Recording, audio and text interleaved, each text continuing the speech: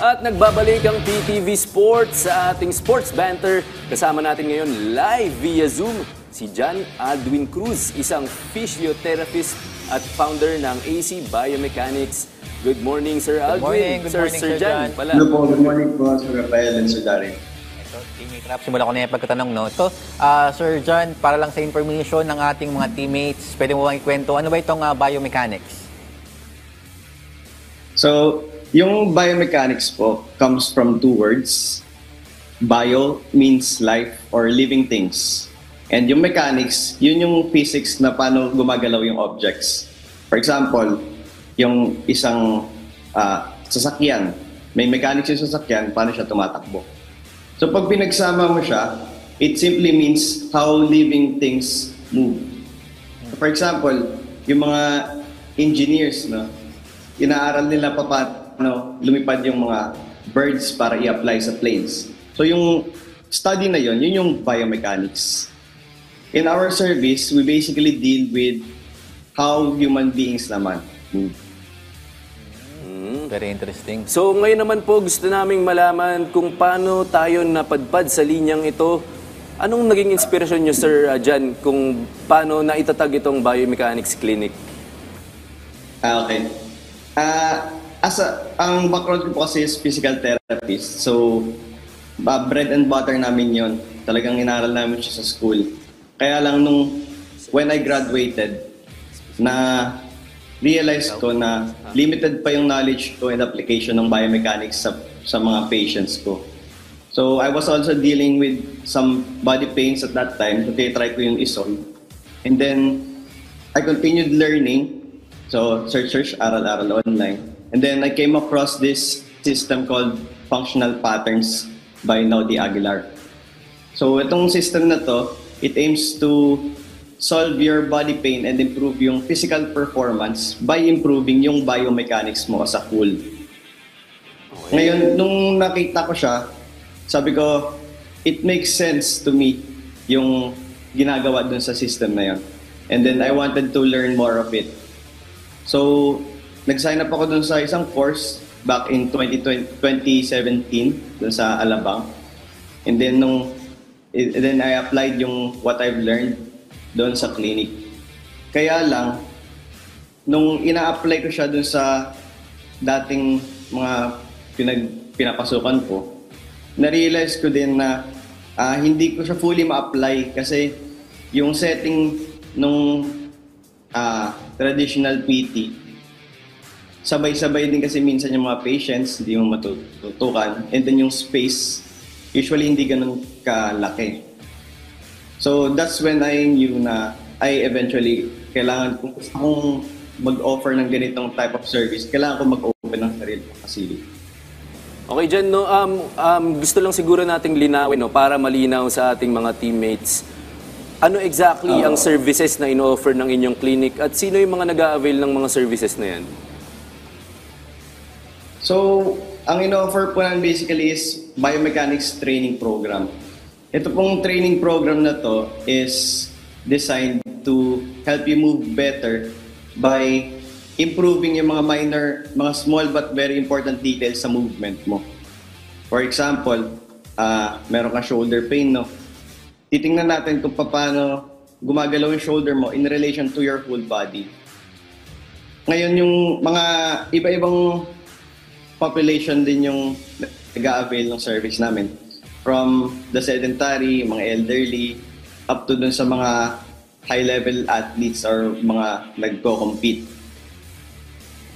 Ito, Sir John, itong biomechanics, I think na-encounter ko na siya during my college days. I interviewed one biomechanics expert din, and sa cycling siya. And then yun nga, nabanggit mo nga, no, kinokorek nila yung mga tamang posture, tamang movement sa pagbabike para hindi ka magkaroon ng injuries or mapagod, ganyan, makapag-preserve ng energy. Pero kung kayo po tatanungin, Sir John, overall, ano po ba ang magandang benefit nitong biomechanics para sa ating mga atleta?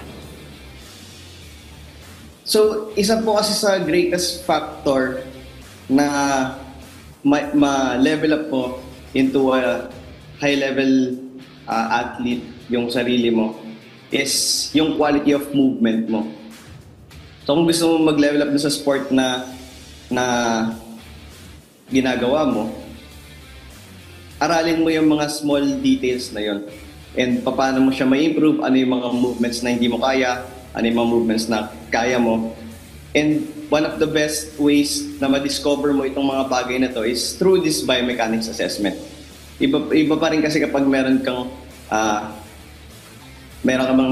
tumitingin sa iyo compared dun sa ikaw lang mag-isa.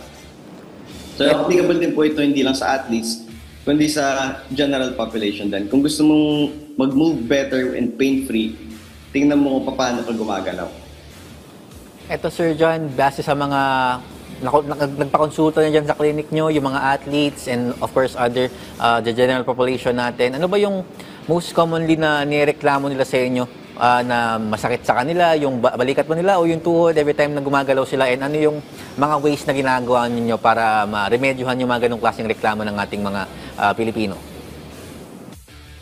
Ang most common po is yung mga non-contact injuries na tinatawag. Ito yung mga injuries na wala namang bumangga sa'yo, pero may masakit. Kunwari after ng game, masakit yung likod mo or masakit yung tuhod mo. So ito yung mga non-contact injuries natin. Ngayon, it has lots of things to do with how your body moves in space. Kung, for example, tumatakbo ka, nako-compress ba yung back mo? Nako-compress ba yung, natutwist ba in some ways yung knee mo na hindi siya necessary?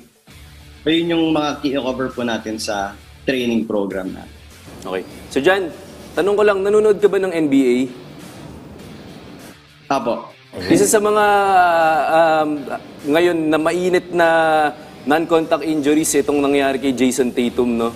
Sa NBA playoffs. Lumabas na yung kanyang resulta, isa tong Achilles rupture. So palagay nyo, gaano kalaking bagay yun? Kasi di ba itong Achilles rupture, sinasabing ito yung isa sa mga most devastating injuries na pwedeng matamo ng isang atleta. Pero sa advancement po ng sports science ngayon and sa advancement din ng physical therapy, sa tingin niyo po ba, ano yung chances ni Jason Tatum para makarecover and to regain his former form?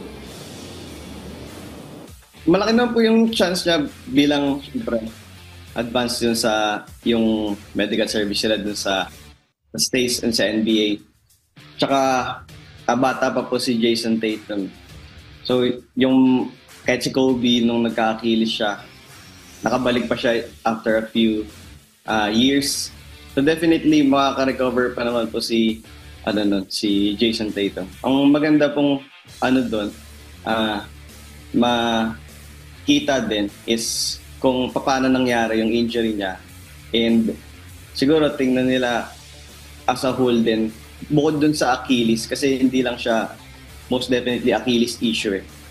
Kung paano nag-work yung Achilles niya or yung foot niya in relation to his whole body.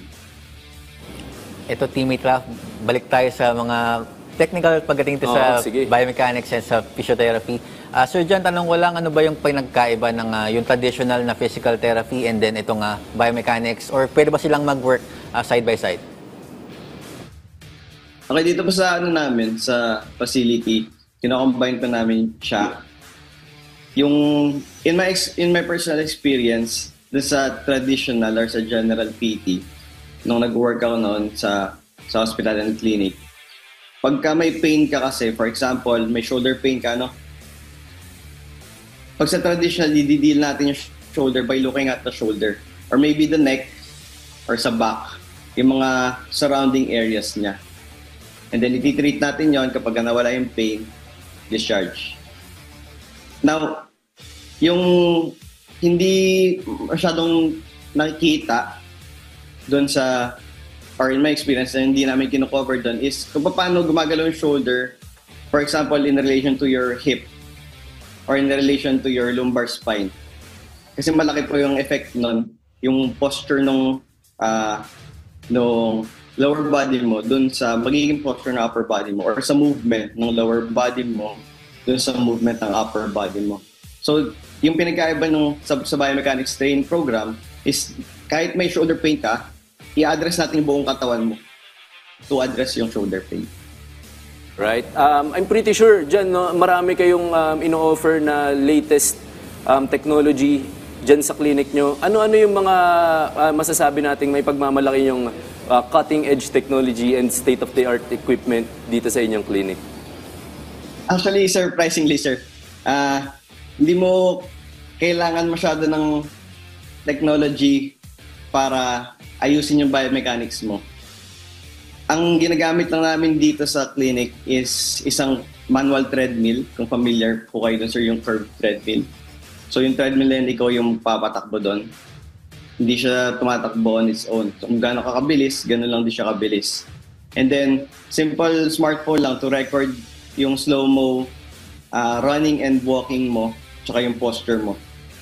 And then from there, syempre, apply mo na yung mga biomechanics correction mo para ma-address yung mga dysfunctions mo. Eto, Sir John, huli na lang And then muna. sa training, Sige lang, tuloy lang po, Sir John. Go ahead. sa training po natin, ang ginagamit natin is pulley machine tsaka itong mga resistance bands. Yun usually. And then mga balls lang, mga usual mga gym equipment. Ayan, ito Sir John, last na lang mula sa amin, mensahe na lang sa ating mga kababayan, sa mga atleta na gusto rin mag-try nitong biomechanics. Imbitahan niyo po sila sa inyong clinic.